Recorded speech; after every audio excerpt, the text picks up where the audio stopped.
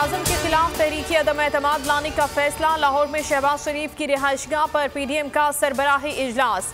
मौलाना फजलुर रहमान ने कहा, अदम एतमाद से पहले होमवर्क करेंगे, फिर इत्तेहादियों से राब्ते किए जाएंगे। सियासी राब्तों के लिए टीम तश्कील दे दी है। PDM को चैलेंज करता हूं कि कल तहरीक अदम एतमाद लेकर आए। फवाद चौधरी कहते हैं अपोजिशन को इनके अपने अरकान खुद सरप्राइज देंगे। मौलाना के बाजुओं में हुकूमत को घर भेजने की ताकत नहीं, किसी माई के लाल में जुर्रत नहीं जो तहरीक अदम एतमाद ला सके। चेयरमैन पीपल्स पार्टी बिलावल भुट्टो ने अपोजिशन का तहरीक अदम एतमाद पर मुत्तफिक होना जमहूरियत की फतह करार दे दिया। कहते हैं वज़ीर-ए-आज़म अवाम का एतमाद खो चुके हैं, अब पार्लियामेंट में एतमाद खोने का वक्त आ गया है। मसाइल का हल इमरान खान की रुखसती में है। तहरीक अदम एतमाद लाई गई तो 12 से 13 लोग कम निकलेंगे। अपोजिशन को बंदे नहीं मिल रहे।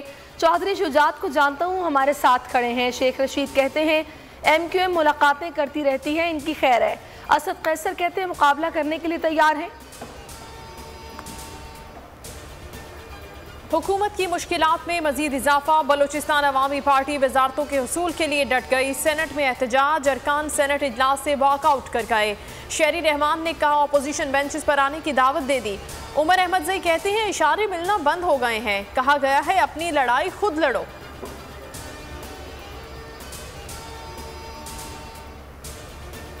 वजारतों की रैंकिंग पर तनाज़ा, विफाकी वज़रा ने तशवीश का इजहार कर दिया।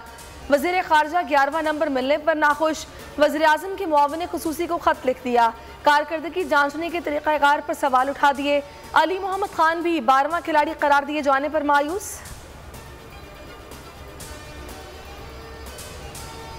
नवाज शरीफ की अमरीकी डॉक्टर्स की रिपोर्ट एक बार फिर मुस्तरद। हुकूमती जायजा बोर्ड ने रिपोर्ट्स को नामुकम्मल करार दे दिया। बोर्ड का कहना है डॉक्टर फयाज शावल ने अपना जायजा भेजा है, इसमें किसी मेडिकल इदारे या लेबॉर्ट्री की रिपोर्ट मौजूद नहीं।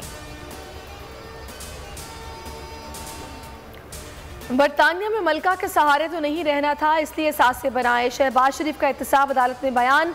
कहा ऑफशोर कंपनीज के नाम पर 2 साल तहकीकात होती रही, इदारों ने पूरा जोर लगाया मगर कुछ साबित नहीं हुआ। हुकूमत का केस की लाइव कवरेज देखने के लिए बड़ा फैसला। कौमी असेंबली में करारदाद लाई जाएगी।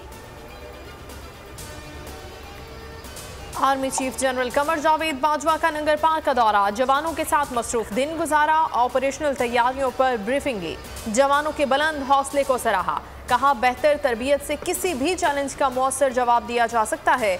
आर्मी चीफ मकामी हिंदू कम्युनिटी से भी मिले। अक़लियतों की हिफाजत रियासत का फर्ज करार।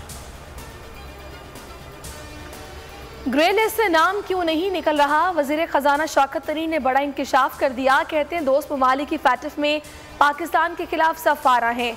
मुखालिफ मुल्क सियासी एजेंडे के तहत मुखालिफत कर रहे हैं। कोई और मुल्क 28 में से 27 शराइत पूरी करता तो वो कब का ग्रे लिस्ट से निकल जाता। और PSL 7 में मुल्तान सुल्तान्स को पहली शिकस्त। लाहौर कलंदर्स ने 52 रन से हरा दिया। 183 रन के हदफ में रिजवान 11 130 रन पर ढेर हो गई। हर मैच पर जावेद मियादाद का तज्जिया जानिए सिर्फ बोल न्यूज पर।